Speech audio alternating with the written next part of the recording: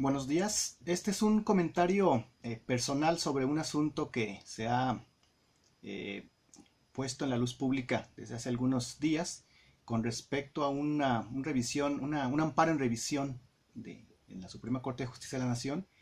que impactaría a la Ley General de Atención y Protección para las Personas con la Condición del Espectro Autista y a la Ley General de Educación. Eh, Hace unos días, semanas, estuvo circulando en el Facebook una nota que la titularon Oportunidad histórica de la Suprema Corte de Justicia de la Nación para garantizar plena inclusión de las personas con discapacidad en igualdad. Esto es sobre el amparo en revisión 714 diagonal 2017 y le tocó a la segunda sala de la Corte, en este caso al ministro Pérez Dayán, hacer la ponencia. La ponencia es pues es el estudio y el estudio del expediente y la redacción del dictamen que la Corte se discute para darle solución al asunto. Bueno, así a grandes rasgos dice la nota que el juicio de amparo se fue presentado por 137 personas con discapacidad en junio de 2015, o sea, por la fecha supongo que fue presentado casi al mismo tiempo cuando se presentó la acción de inconstitucionalidad en contra de la ley de autismo, pero también en contra de dos artículos de la Ley General de Educación. Recordarán ustedes que ya en algunas otras intervenciones, los que han leído algo de lo que he escrito, les he comentado que en México las leyes federales son aquellas donde la federación tiene facultad exclusiva para legislar. Pensemos en los temas de hidrocarburos, de armas de fuego, de radio y televisión, telecomunicaciones, donde la federación es la exclusiva para facultad, para legislar.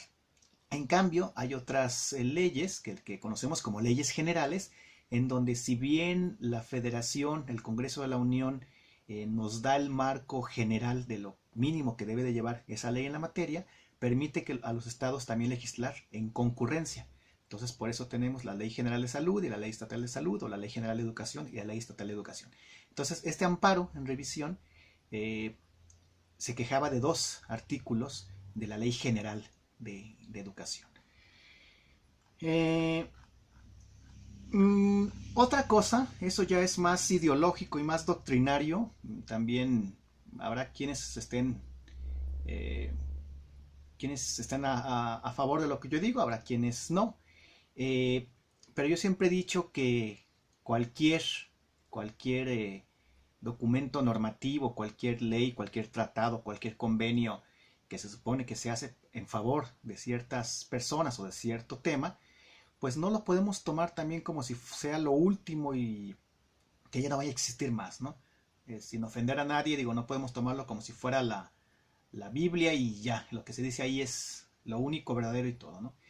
Y lamentablemente eso pasa con la Convención de los Derechos para las Personas con Discapacidad. Por supuesto, es un instrumento muy importante, es un instrumento que abrió puertas en México para las personas con discapacidad, pero tampoco podemos pensar que es el documento último y que ya de aquí para adelante y por los siglos de los siglos ese va a ser el efectivo, ¿no? Yo siempre he dicho, y no soy abogado, que si una norma jurídica no tiene o no da la protección necesaria, bueno, hay que ir todavía más allá de ello, ¿no? Y bueno, ustedes como parte de padres de familia o de interesados en el tema del autismo sabrán, y será su experiencia, que de todas las llamadas discapacidades, pues el autismo era el más invisible, el que menos tenía apoyos. Yo inclusive he puesto de ejemplo aquí en Guadalajara, alguna vez hubo talleres para personas con discapacidad y llegaron y dijeron, sí, sí, sí, efectivamente son para personas con discapacidad, pero menos para autismo porque no sabemos cómo tratarlos, ¿no? Entonces, digo, creo que esa historia, pues, a más de alguno les habrá tocado, ¿no? Entonces, claro que por eso yo fui uno de los que avaló la Ley General de Atención y Protección para las Personas con la Condición del Espectro Autista, y después estuve a favor de ella cuando se metió la acción de inconstitucionalidad por parte de CONFE, y porque también pues son más personas con discapacidad las que se oponían a la ley, y más que ver si era constitucional o no, era por el sentido doctrinario, o sea, simplemente porque la convención, según eso, que no lo dice, o sea, pero ellos decían que dice que no, debe de haber leyes específicas, entonces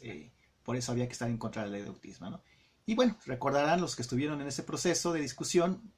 pues fue una discusión pública en Facebook muy larga, donde quienes estamos del lado de las personas con autismo, o sea, quienes estamos muy cerca de alguien con autismo, pues obviamente decíamos que sí era necesaria esa ley, y el debate era contra todas las demás personas con algún otro tipo de discapacidad o dirigentes de organizaciones de este tipo, ¿no? Bueno, pero bueno, eso ya fue en 2015, y en 2016 ustedes recordarán que la Corte lo discutió y validó la ley de autismo, simplemente nada más quitándole por ahí algo que tiene que ver con la cuestión de los certificados de habilitación laboral, que bueno, ese ya, si quieren discutirlo, será otro tema. Bueno, pero en este caso, en lo que la Corte discutió ayer, en lo que es el amparo en revisión 714/2017,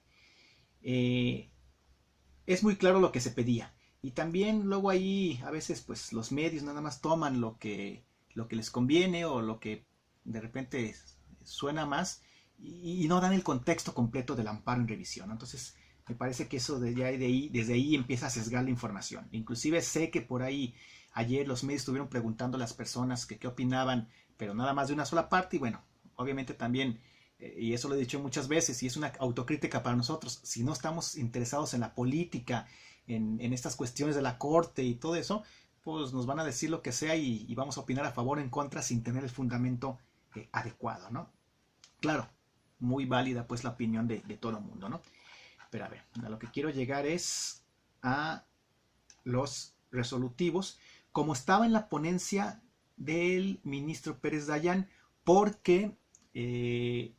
bueno, la versión taquigráfica de la sesión de ayer de la Corte, de la segunda sala, todavía no la suben, hasta hace unos minutos,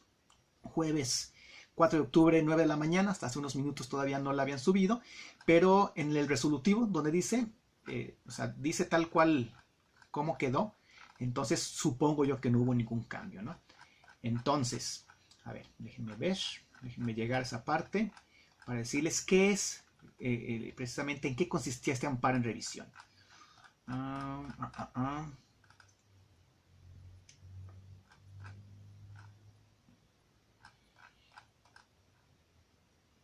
Bueno, aquí está. Primeramente se quejaba sobre en la ley de autismo, en contra de las fracciones 9, 10 y 19 del artículo 10 de la Ley General para la Atención y Protección de las Personas con la Condición del Espectro Autista. La fracción 9 de este artículo, habla que las personas con autismo podrán también hacer uso de la educación especial, si la requieren. La fracción 10 más o menos dice que también se les podrá dar alguna capacitación, enseñanza de acuerdo a sus objetivos, a sus metas, a sus capacidades. Y la 19 habla que las personas con autismo podrán tomar sus decisiones por sí mismos o a través de sus familiares o tutores, ¿no? Esta última fracción pues realmente ya está desestimada, porque desde la resolución de 2016 ya la Corte había validado que las personas con autismo podían tomar la decisión por ellos o a través de terceros, ¿no? Si bien la convención dice que no, que todas las personas con discapacidad deben de tomar la decisión por ellas, bueno, también nosotros vemos, y eso es lo que les digo de la cuestión de la convención contra los que realmente vemos el contexto real, que pues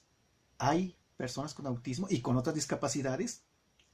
que no van a poder tomar decisiones por ellos por la severidad de su condición, ¿sí? Entonces, bueno, eso es lo que discutió la Corte en 2016, y que pues ahora nada más retoma la discusión. Dice que ya se discutió en 2016 y avala esa fracción 19. En la 9 y 10 hay una discusión muy interesante en esta ponencia del ministro Pérez Dayán, que es de 57 páginas, donde dice que pues sí, digo, si bien hay una política de inclusión educativa y de educación inclusiva, que finalmente no puede desaparecer tampoco el término de educación especial, y incluso, digo, y eso sí es lo interesante, y ya veremos cómo lo toma el Ejecutivo, dice que la educación especial debe de ser coadyuvante de la educación inclusiva, ¿no? Y bueno, digo, muy, muy interesante, pues, o sea, debe de ir a la par y apoyar a la educación regular para que las personas con discapacidad, inclusive con discapacidad más severa, bueno, de alguna manera, si es posible, se puedan incluir en la educación regular, y bueno, si no, pues continúen en la educación especial, ¿no? También sabemos que para estar en la educación, en una escuela regular, pues debe de haber un mínimo para que el niño, niña, joven, adulto, puedan estar en una escuela regular, ¿no? Digo, creo que eso no está a la discusión, ¿no? Bueno, eso es en cuanto a la Ley General de Autismo. Y en cuanto a la Ley General de Educación, se quejaban en contra de los párrafos primero, segundo y sexto del artículo 41. ¿Sí? Si no me falla la memoria, el primer párrafo del artículo 41 habla que hay que fortalecer o que se debe de fortalecer la... Ah, no, perdón. Habla precisamente también de esta educación inclusiva, y también se iba en contra de la fracción 4 bis del artículo 33 de la Ley General de Educación. Esta fracción 4 bis del artículo 33 de la Ley General de Educación dice que se debe de fortalecer la educación especial, y bueno, no me acuerdo qué más, ¿no? Pero así más o menos dice, ¿no? Fue la única de todo lo que se reclama que sí la Corte dijo que era inconstitucional, porque si realmente se está hablando de un modelo de educación inclusiva que se tiene que ver con las políticas internacionales y las nacionales, pues que sí, o sea, ese párrafo, definitivamente esta fracción no debería de estar, ¿no? Pero en cuanto al artículo 41,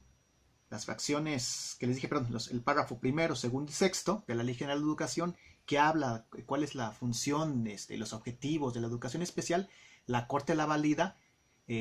diciendo que se debe de interpretar en este sentido que comenté hace un momento, que se debe de interpretar tal cual como coadyuvante de la educación regular, ¿sí? Y que en un caso muy extremo, que cuando el alumno no pueda, por la condición, por la severidad de la condición, estar en la educación regular, bueno, la educación la educación especial, entonces ese es uno de los caminos que puede tomar, ¿no? Les digo, son 57 páginas, sí, de repente es un lenguaje un poco, o un mucho jurídico, hay muchas cosas que se repiten, pues así son los expedientes jurídicos, ¿no? O sea, como que reafirman lo que se quiere decir, pero finalmente tampoco es algo que uno lea y que diga, pues no entendí nada, ¿no? O sea, me parece que es muy, muy interesante, sobre todo la discusión que hace sobre la inclusión educativa y la educación regular y la educación especial. Y como les digo, ahora más bien lo interesante será ver cómo el Estado finalmente toma esos preceptos, ¿no? Porque ahora, hoy, y eso ha sido el pleito de muchas personas con autismo y con otras discapacidades, de que se llega a una escuela pública o privada y lo primero que nos dicen es, pues aquí no la podemos recibir porque no tenemos la capacitación, y por el bien del alumno, pues mejor lléveselo a un lado mejor, ¿no? No, bueno, esto se reafirma y creo que ya viene desde hace un par de años haciéndose, que todavía nos falta mucho para lograrlo y para alcanzarlo, pero finalmente se reafirma esa situación que ya estaba en la Ley de Autismo y en la Ley General de Educación, que bueno, no se pueden ni desautorizar la matrícula ni rechazar la matrícula por esa situación, ¿no? Claro, también como papás sabemos que debe de haber un mínimo de seguridad para nuestros niños, y también deben de tener un mínimo de requisitos para poder estar, ¿no? O sea, obviamente que puedan ir al baño solos, que puedan permanecer sentados la mayor parte del tiempo, bueno, o sea, adaptarse pues a las reglas del salón, etcétera, ¿no? Entonces, me parece que hay que ver la real dimensión de este amparo, lo que abre, y también ser realistas, pues va a tomar un poco de tiempo en que realmente esto se lleve a la realidad, ¿no? Les digo, los invito a leerlo. Yo también he sido de los muy críticos, ustedes lo saben, que he dicho pues que siempre en todos los coloquios, simposios, congresos, como se llamen, de autismo en México, siempre le tiramos o le tiran a la cuestión terapéutica, a la cuestión que vengan las vacas sagradas internacionales a hablarnos del tema, pero no vemos nuestros problemas, ¿no? Y de la preocupación, del interés de la política interna, del interés de la discusión jurídica, pues nunca la tenemos, ¿no? Digo, yo espero que a partir de esto haya más interés y pues realmente que haya un debate, ¿no? sobre la cuestión. Bueno, espero que esto